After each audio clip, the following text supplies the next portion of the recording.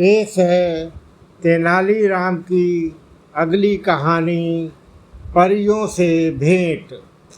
एक बार विजयनगर के राज दरबार में एक यात्री राजा कृष्णदेव राय से मिलने के लिए आया। पहरेदारों ने राजा को उसके आने की सूचना दी। राजा ने यात्री को उनसे मिलने की आज्ञा दे दी। यात्री बहुत ही लंबा व पतला था। उसका सारा शरीर नीला था।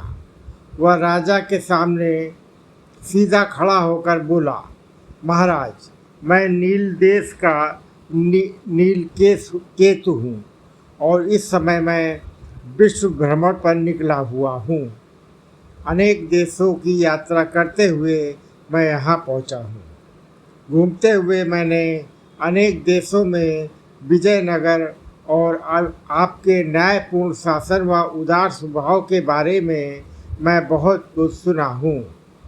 अतः मेरे मन में विजयनगर और आपको देखने व जानने की उत्सुकता और भी बढ़ गई। इसलिए मैं आपसे मिलने व विजयनगर साम्राज्य को देखने की अभिलाषा से यहाँ आया हूँ। राजा ने यात्री का स्वागत किया और उसे शाही अतिथि घोषित किया। राजा द्वारा मिले आदर व सत्कार से गदगद होकर यात्री बोला, महाराज, मैं उस स्थान के विषय में जानता हूँ जहाँ परियां रहती हैं। मैं आपके सामने अपनी जादुई शक्ति से उन्हें बुला सकता हूँ। यह सुनकर राजा बहुत उत्सुक हो गए और बोले, इसके लिए मुझे क्या करना होगा? नीलकेतु, महाराज, इसके लिए आपको नगर के बाहर स्थित तालाब के किनारे मध्य रात्रि को अकेले आना होगा। तब मैं वहाँ परियों को नृत्य के लिए बुला सकता हूँ। नीलकेतु ने उत्तर दिया। राजा उसकी बात मान गए। उसी रात्रि मध्य रात्रि में राजा अपने घोड़े पर सवार होकर तालाब की ओर चल दिए। वहाँ पुराने किले से घिरा हुआ एक बहुत बड़ा तालाब था।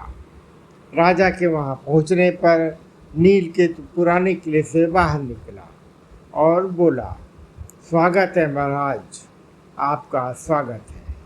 मैंने सारी व्यवस्था कर दी है और पहले से ही परियों को यहाँ बुला लिया है।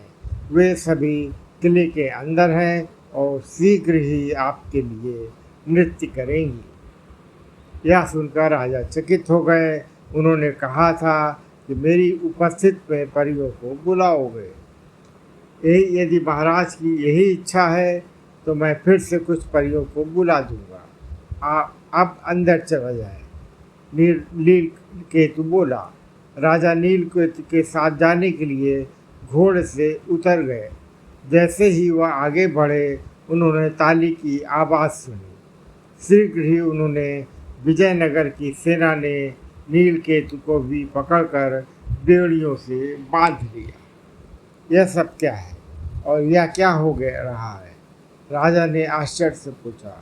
तभी तेनालीराम पेड़ के पीछे से निकला और बोला, महाराज, मैं आपको बताता हूँ कि यह सब क्या हो रहा है।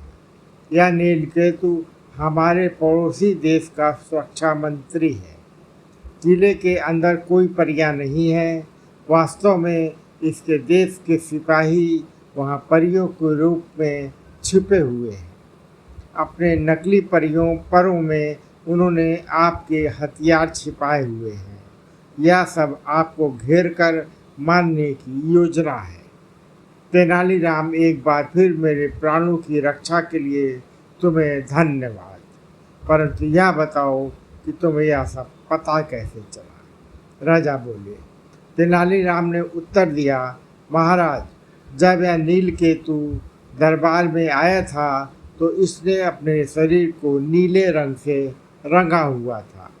परंतु यह जानकर कि विजयनगर का दरबार बुद्धिमान दरबारियों से भरा हुआ है, यह घबरा गया तथा पसीने पसीने हो गया। पसीने के कारण इसके शरीर के कई